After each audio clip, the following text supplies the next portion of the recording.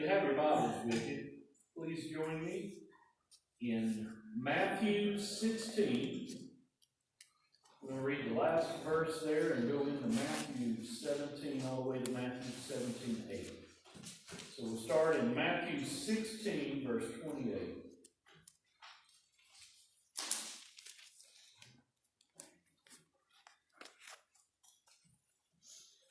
I tell you the truth, some who are standing here will not taste death before they see the Son of Man coming in his kingdom. After 6 days, Jesus took with him Peter, James, and John, the brother of James, and led them up a high mountain by themselves. There he was transfigured before them. His face shone like the sun, and his clothes became as white as the light. Just then there appeared before them Moses and Elijah, talking with Jesus. Peter said to Jesus, "Lord, it is good for us to be here. If you wish, I will put up 3 shelters, one for you, one for Moses, and one for Elijah." While he was still speaking, a bright cloud enveloped them, and a voice from the cloud said, "This is my Son, whom I love. With him I am well pleased. Listen to him." When the disciples heard this, they fell face down to the ground, terrified. But Jesus came up and touched them. "Get up," he said. "Don't be afraid." When they looked up, they saw no one except Jesus. You know, there's something about glimpsing the goal that just makes a person come alive. It reminds them what they're there for, what they're doing, of what they're striving for. I'll give you an example of what I'm talking about. So we've just entered a new season out in our squadron at Moody Air Force Base. And as all of you know, the seasons of our lives aren't limited to just, fall, winter, spring, and summer. No, we go through many seasons in our lives as we go through the mortal plane. A season of life such as, getting married, figuring out how to live with another person. Birth, like Hope and Luke are going to be going through now. Seasons of sickness, where you or a family member might go through an extended time of sickness or pain or suffering. Seasons of caretaking, where you spend your time caring for others, looking after the needs of children or seniors, and spending your time with them for a season. So there's many seasons of life that we walk through. And it will be coming in one season and out of a season, and it's something that we're constantly moving from one to another. And so out at Moody, in our squadron, we're moving into a season of retirement. And all of a sudden, we're in the season where a lot of people in our squadron are ending their time in the workforce, and now they're looking forward to this new life and a new time where they can rest and relax, and it's just a season where they're able to enjoy the fruit of their labors and spend their golden years, with their family and their friends. And, we've got so many people in my office retiring right now. It's like every week we're at a retirement ceremony or a retirement party. And it's interesting watching how all of these people are preparing, getting ready for this season. My boss is in this season right now. And he's getting ready to retire in the next few months. He's got his date circled on the calendar.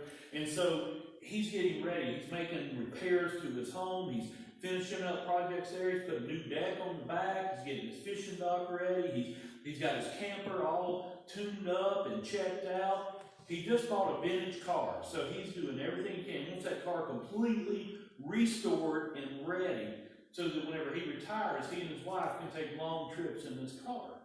And so his plan is to get everything ready and in perfect shape. So when he retires, when he enters this new season, there's nothing else for him to do. There's no repairs or anything he has to do except spend time with his wife and enjoy doing what he wants to do.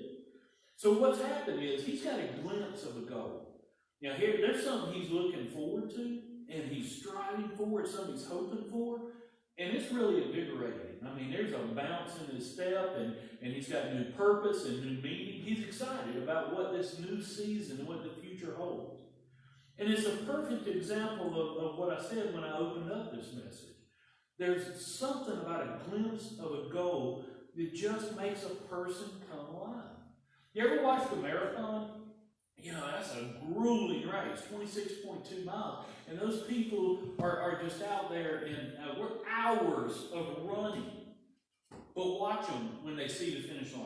Watch them when they can see ahead. They hear the crowds. They speed up. They can see it. They can glimpse it. And so they press on because they can see what's there. Well, there's something about glimpsing that goal, no matter what it is in your life, that just excites you and propels you into the future. And it reminds you of who you are and what you're living for and what you're doing. I mean, we all need those kind of goals in our life. And that goes for our spiritual lives as well as our secular lives. You know, to avoid getting just overcome by the cares and worries of this world, to avoid getting bogged down in life, we forget what we're doing and what we're living for, we need to intentionally remember these goals ahead of us so we can keep that goal in focus, so it will help us to move forward, to be reminded of them so that we can be excited about where we're headed and know the direction we're going. You know, a good example of this, think about what it was like when you first got saved. You remember when you first received Jesus as Lord and Savior? Remember how excited you were? I mean, you're just on fire for Jesus. You're ready to tell everybody about Jesus. When you first get saved and you get this glimpse of eternal life with Him, I mean, it's like you can't hold a new Christian back. They're telling everybody at the grocery store and everybody at the restaurant. I mean, there is a sense of purpose and urgency. And you just want to love on everybody and love everybody into heaven because it's a wonderful place. And you're like, just look where we're going. Let's go. Everybody come on. And that's what it's like to have that goal. But what happens to most of us? Life gets in the way. And religion comes in. And all of a sudden, we're going that direction, but then it's like a cloud or a shadow gets in front of us, and we can't see that goal anymore. We don't know where we're headed. And that initial flush of energy and excitement just kind of drains away a little bit. And your relationship with Christ just kind of becomes a perfunctory duty that you do. I mean, you come to church because it's Sunday. You say your morning prayers because that's what you do. You read your Bible, and we have forgotten what used to excite us. We've forgotten what used to inspire us. We lose that sense of urgency and purpose we once had. And you know it, people know it whenever something's missing. Churches know it. That's why all these churches schedule revivals. They schedule revivals because they know something's missing. They schedule revivals because they've lost a feeling that was there. They've lost that fire. They've lost their first love, and they want it back. But you can schedule revivals till the cows come home, and nothing's ever going to change. The only way that we're ever going to truly revive our churches and revive our hearts and reignite our passion is to remember the purpose for which we were called, to get a glimpse of that goal again, to remember that's where we're going and to get excited about it and to move on with everybody else.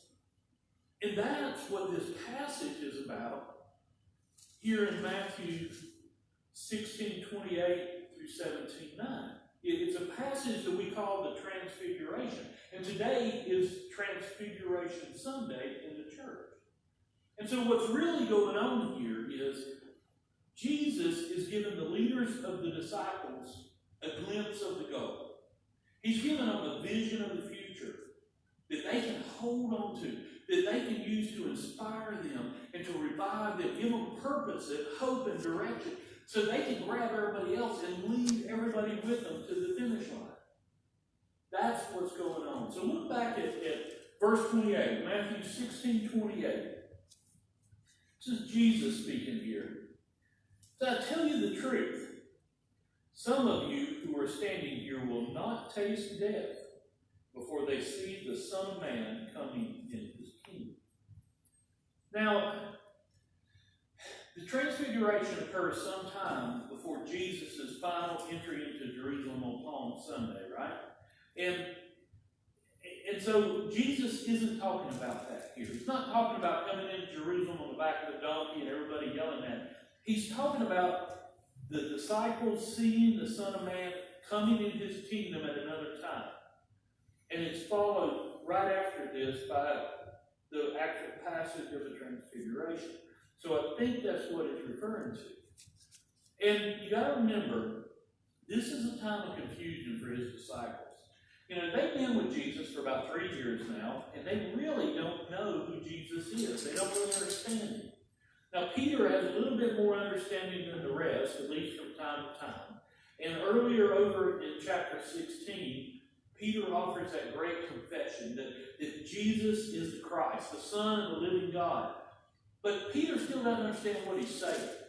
He's still envisioning a Christ, a Messiah, who's going to be an earthly king, who's going to run the Romans out of Israel and going to restore the kingdom of David. He doesn't understand the real reason why Jesus has come, or who Jesus really is. And that's why when Jesus tells his disciples later that he's going to go to Jerusalem and suffer and die at the hands of chief priests, Peter says, "No, Lord, that's not going to happen to you." Because what Jesus was saying didn't fit with the image that Peter had of the Jews of who the Messiah was. So Jesus is about to give Peter, James, and John a glimpse of the goal, a glimpse of the real Messiah, the Son of Man coming in his kingdom. So they can correct those misunderstandings of who the Messiah was, who Jesus was, so they can lead his church after his death and resurrection.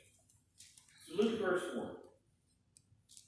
After 6 days, Jesus took with him Peter, James, and John, the brother of James, and led them up a high mountain by themselves. So these three went with Jesus, and they went up on top of a high mountain by themselves. And some people wonder why Jesus didn't carry everybody with him. I mean, why not carry all 12? Now, we don't really know why for sure. The Bible doesn't tell us. We do know these three became the leaders of the early church. And Jesus may have chosen them specifically for that purpose, because they needed to see him coming in his kingdom. They needed to see his glory if they were going to lead the church through the initial sufferings and persecutions they were going to face. I do believe one reason he chose them is there are only 3 out of the 12 that were ready to see him as he was.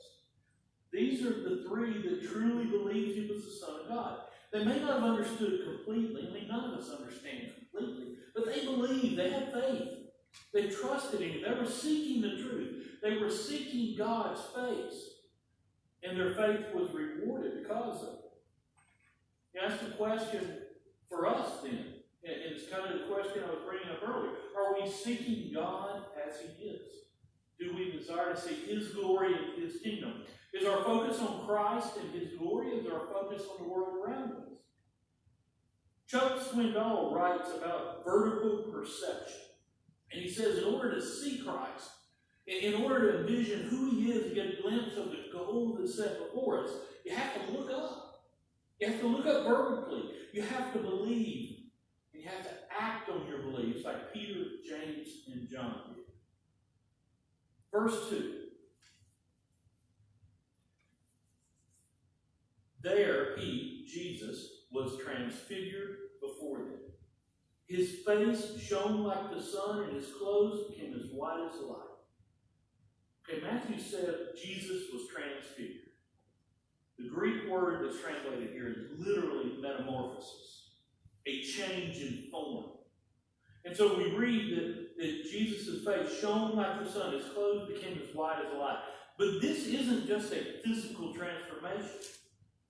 Jesus took on a whole different form. He was metamorphized. He was changed from being a man in appearance to appearing in his glorified form.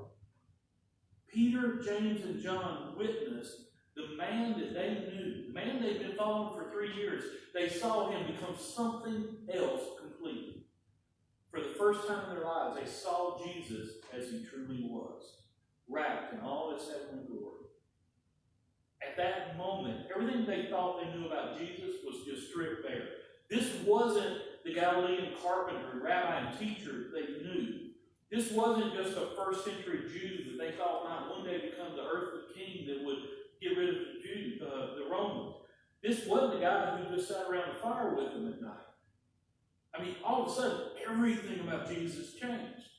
His clothes, his features, his appearance, his very being. It just emanated from him They weren't looking at Jesus the man anymore. They were looking at Jesus, God. And their vision had been clear. They would never look at him in the same way again. They'd been given a glimpse of Jesus as he truly was, how he existed in his kingdom. And they knew that was their goal. That was their reason for living. That was their purpose in life, to follow him and to be with him for eternity. That's what's so important about this transfiguration. In verse 3. Just then, there appeared before them Moses and Elijah talking with Jesus. Peter said to Jesus, Lord, it's good for us to be here. If you wish, I will put up 3 shelters. One for you, one for Moses, one for Elijah. Matthew tells us that Moses and Elijah, all of a sudden, they appeared on the mountain with Jesus, and Peter, James, and John saw them standing there talking to each other. I mean, why? Why did Moses and Elijah all of a sudden show up? Isn't the real thing, isn't the important thing that Jesus was now standing before them transfigured in his heavenly glory? Who cares about Moses and Elijah? Well, they're there for a reason. You see, Moses represents the law. Elijah represents the prophets. For Peter, James, and John, as Jewish men in the first century, their former vision of who God was based on 2 things. Their idea of who God was and what God was supposed to do and how God was supposed to act was based on the law of Moses and the revelations from God to the prophets.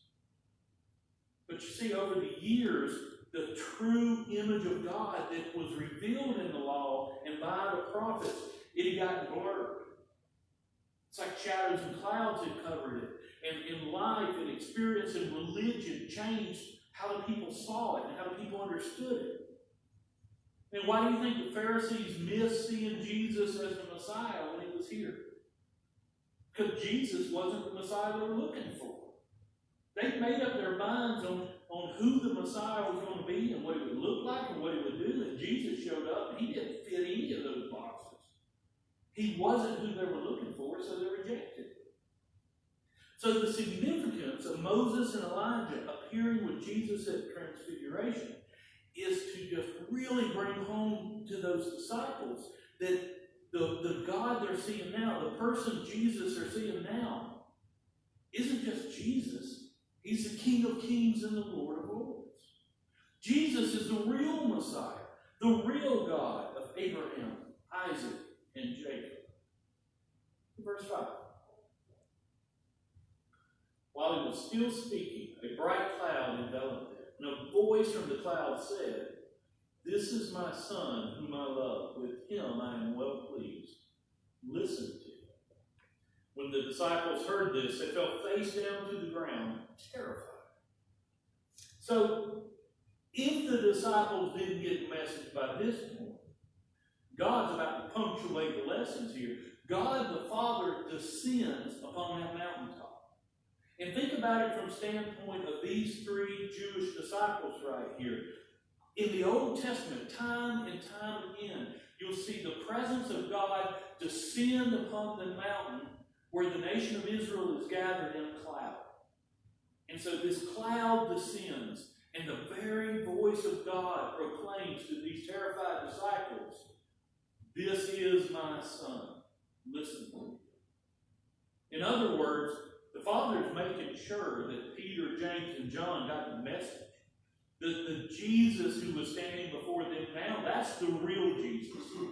The true Jesus. The Jesus who has been stripped of all worldly affectations.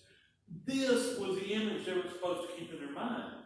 This was the goal that was given to them to inspire them and invigorate their lives. This was the goal they were to follow. This is who they're supposed to preach and proclaim in the world. This is the Jesus they were supposed to worship. Not the man they thought they knew, not the Messiah they had been longing for, but this Jesus, the real deal. This was who they were to see from now on when they looked on the face of Jesus. Verse 7. Jesus came and touched them. Get up, he said. Don't be afraid. And when they looked up, they saw no one except Jesus. The heart of this passage comes to an end here in verse 8. They saw no one except Jesus. All those layers of life and experience and religion that had clouded their vision, everything Satan had put upon their eyes, that had all been removed. Just like the scales that were removed from Paul's eye whenever Ananias put his hands on him after the road to Damascus. Their eyesight had been restored. Now they could see Jesus. They saw no one and nothing other than Jesus. If you know what you're seeking, if you know what you're striving for, then it becomes real to you. Your life has direction and meaning and purpose. That's what happened to Peter, James, and John. You know, they went up that mountain confused.